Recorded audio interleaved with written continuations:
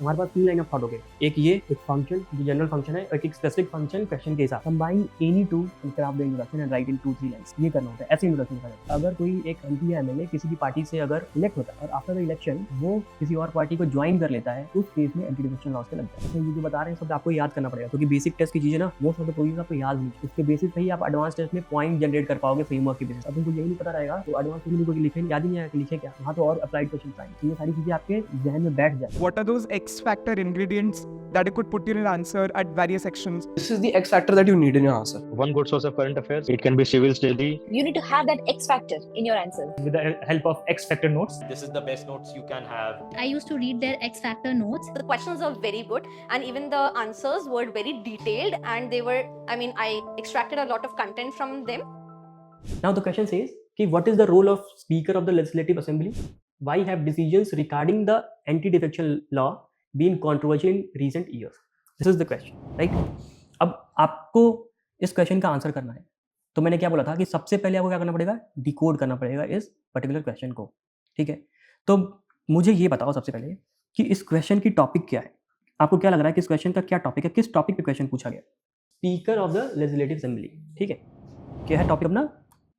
Speaker of the legislative assembly, ठीक है? अब हम देखेंगे टॉपिक के ऊपर डिमांड क्या है, ठीक है? हम डिमांड देखने की कोशिश करते हैं। तो अगर आप देखोगे डिमांड 1 क्या है इसकी, कि आपसे पूछ रहा है रोल क्या होता है स्पीकर का। Role is a part of demand, वो इंट्रोडक्शन में नहीं आ सकता, राइट? तो रोल क्या है स्पीकर का, this is what you have to, role of the speaker आपको बताना है, this is one of the demand, ठीक है? उसके बाद दूसरी डिमांड आप बता सकते हो क्या है?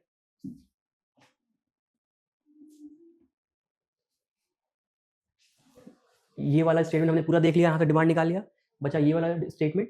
तो उसमें क्या पूछा हुआ है? यस, ठीक है? तो क्या लिखोगे? कंट्रोवर्सीज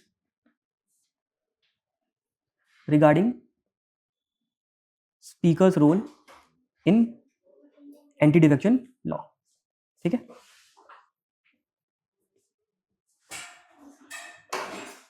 ठीक है, ये हमको 2 डिमांड मिली। उसके बाद और कोई डिमांड है?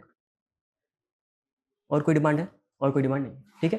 तो क्या पूछ रहा है आपसे? सिंपल स्पीकर का रोल बता दीजिए, और जो भी कंट्रोवर्सीज है स्पीकर के अराउंड, जब वो एंटी डिफेक्शन लॉ पे डिसीजंस लेने की कोशिश करता है, उससे रिलेटेड जो भी कंट्रोवर्सीज है अराउंड, वो आप बता दीजिए। These are the 2 demands that the question has. And what are the directives? Directives क्या है? एक बार व्हाट है, एक बार वाई है। व्हाट और वाई का यूज करके क्वेश्चन के टॉपिक और डिमांड्स को यूज करते हुए इस क्वेश्चन को फ्रेम किया गया। नाउ यू ऑल्सो अंडरस्टैंड कि, और उसका क्विकली जरा पेज स्पेस एलोकेशन देख लेते हैं कि आपको पता है कि 10 मार्कर क्वेश्चन है, ठीक है? ये 10 मार्कर क्वेश्चन है, ठीक है? 2 पेज मिलेंगे, तो क्या कर सकते हैं अपन? यहाँ पे इंट्रोडक्शन ऐसे लिख सकते हैं, ठीक है? फिर पहली डिमांड बनाएंगे D1, यहाँ पे हम क्या लिखेंगे? रोल ऑफ स्पीकर, ठीक है? इसके अंदर मे बी 5 पॉइंट। उसके बाद कंट्रोवर्सीज अराउंड स्पीकर रोल, इसके अंदर हम क्या लिखेंगे? 4-5 पॉइंट, और हम क्या करेंगे? कंक्लूड करेंगे। तो आपका आंसर जो 2 पेज में होगा वो कुछ इस तरीके से दिखने वाला है, ठीक है? इतनी बात समझ में? नाउ लेट्स अंडरस्टैंड कि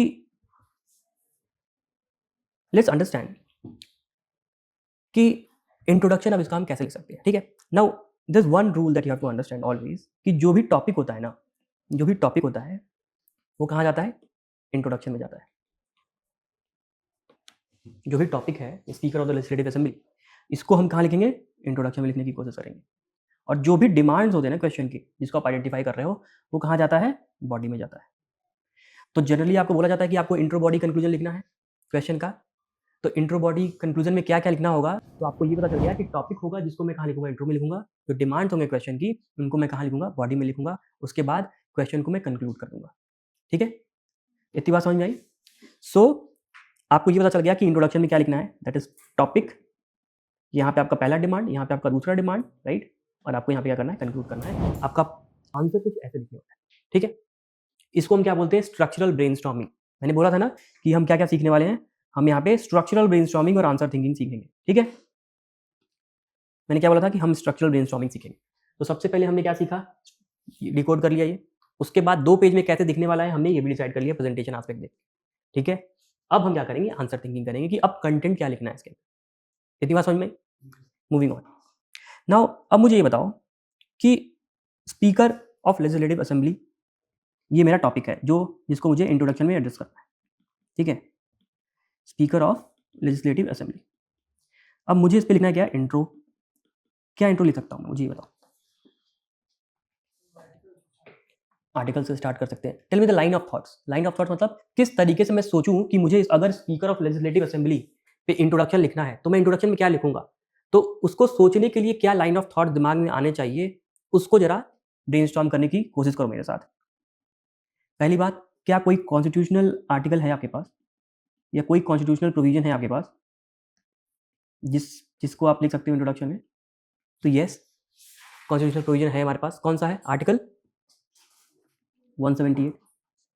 क्योंकि ये स्पीकर पार्लियामेंट का नहीं पूछ रहा है, ये आपको लेजिस्लेटिव असेंबली का पूछ रहा है, ठीक है, स्टेट के। अगर पार्लियामेंट का होता तो आर्टिकल 93 हो जाता, ठीक है।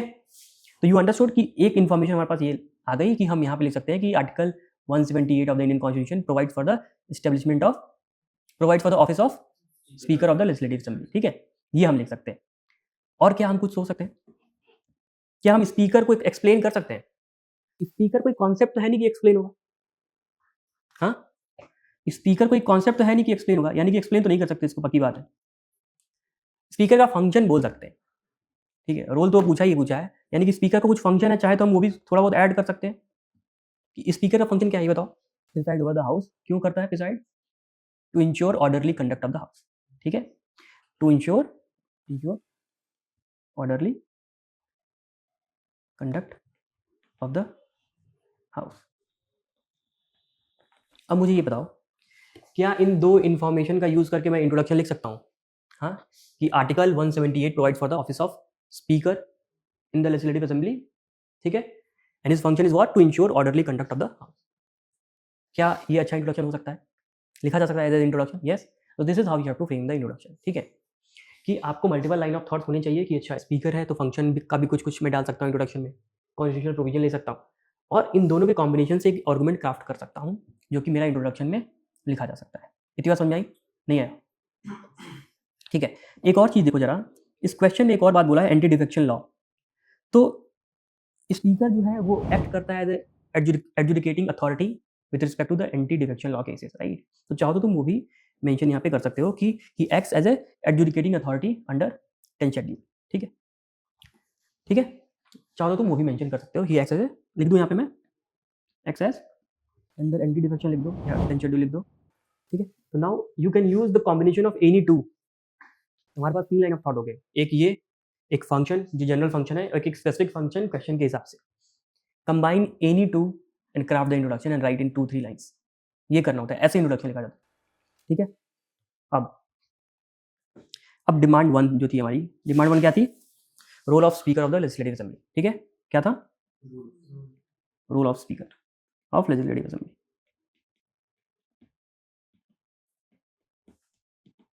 क्या क्या रोल है? पहला क्या है? Maintain order and decorum in the house.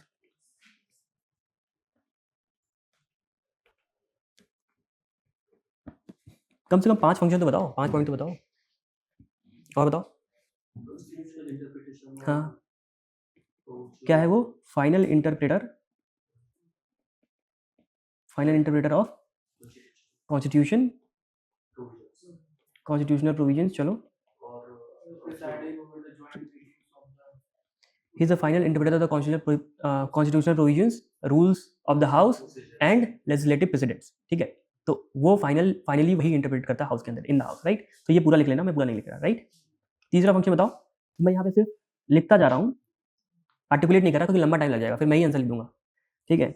Casting vote उसके पास होता है, दैट इज 1 पॉइंट। फोर्थ बताओ, he decides on the money bill and his decision is final, right। तो वो भी फंक्शन इसका, decides on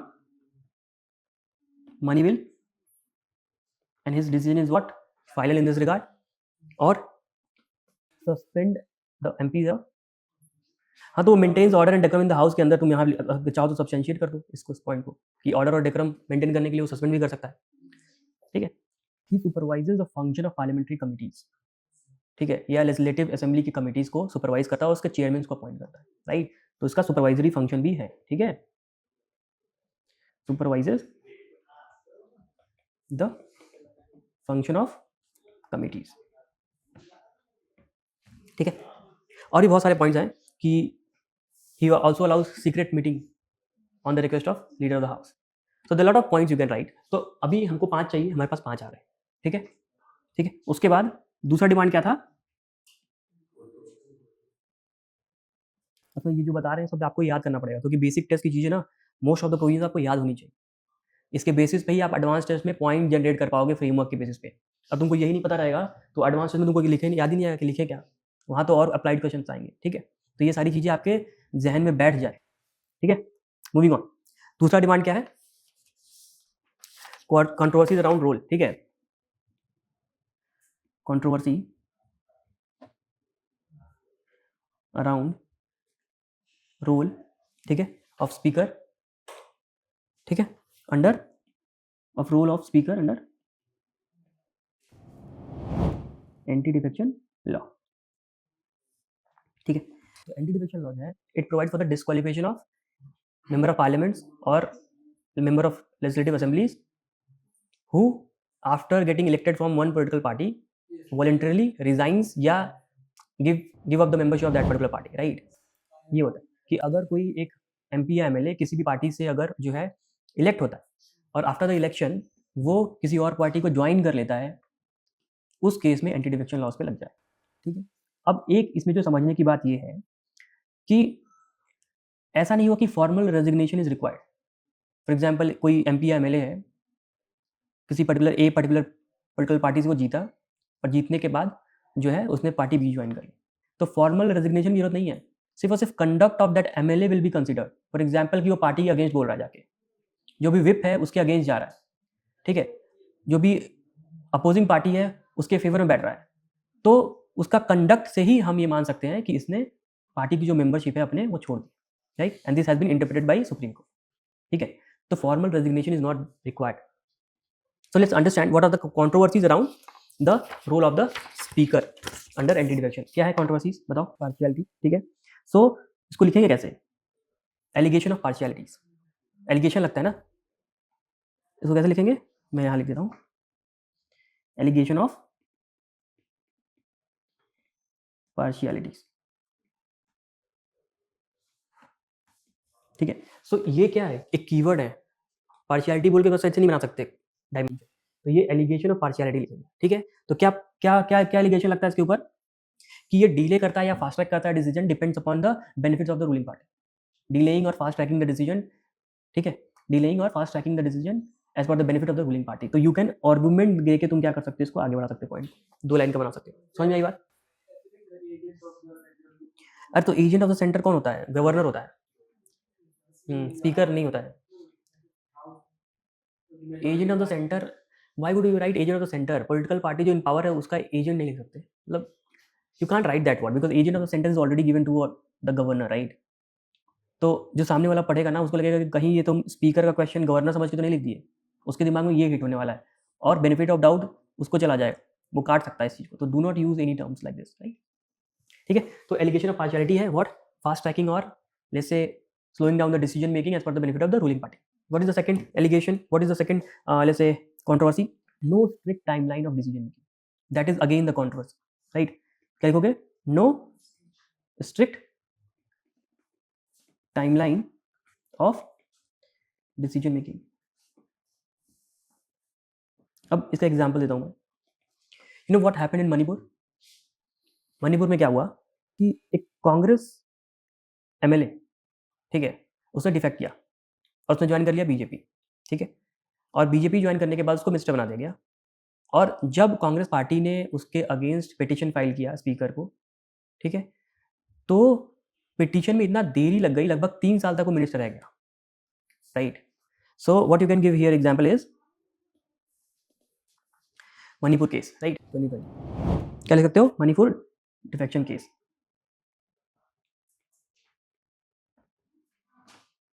Yes, no. So Supreme Court has to intervene in that, right? So this is what the second point. No strict timeline of decision making. So what has happened? बता दिया मैंने कि Congress MLA defected to BJP, he was made a minister, और when the party filed the defecation petition, ठीक है, against him, तो क्या हुआ? 3 साल तक तो पेंडिंग ही रह गया, right? Then Supreme Court has to intervene. ठीक है, तीसरा बताओ. ये सब तुम लोग को पता होना चाहिए, मतलब ये सब इश्यूज हैं जो कि स्पीकर के अराउंड हैं, जो आपको लक्ष्मीकांत नहीं मिलेंगे, ठीक है, ये आपको पढ़ना ही पड़ेगा मेंस के नोट से, एक्सेप्टर आप यूज कर सकते हो, ठीक है. तीसरा बताओ जल्दी से, violation of principle of natural justice, this third point, ये भी एक कंट्रोवर्सी है, violation of principle of natural justice.